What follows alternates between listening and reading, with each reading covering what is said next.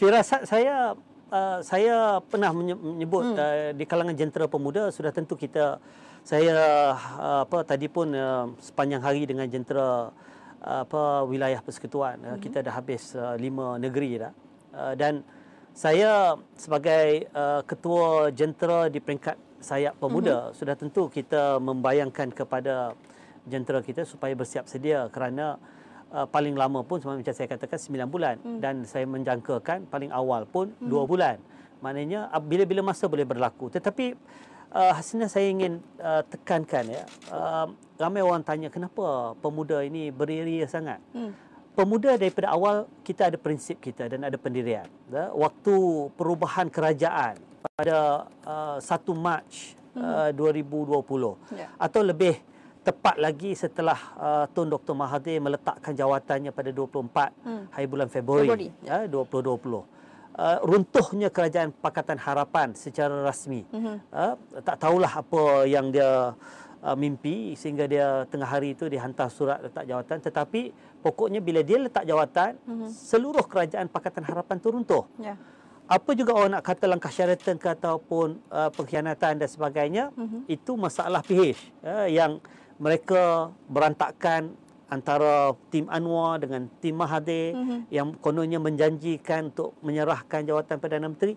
Itu soal kedua. Tetapi soalnya apabila runtuhnya kerajaan tersebut, pada waktu itu pemuda antara yang paling tegar dan paling tegas berpendirian. Daripada awal kita tidak mahu untuk menubuhkan kerajaan melalui pintu belakang.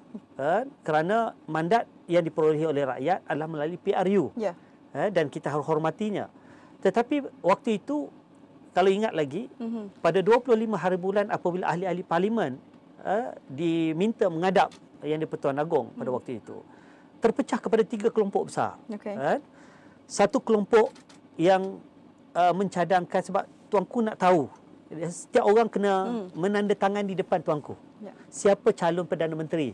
Bila jatuh itu sebelum tuanku menggunakan kuasa yang ada dalam perlembagaan. Sebab kuasa tuanku yang di-Pertuan Agong mengikut perlembagaan ada 3 yang besar. Pertama, melantik Perdana Menteri mengikut firasatnya, mengikut pendapatnya mempunyai majoriti yang terbesar.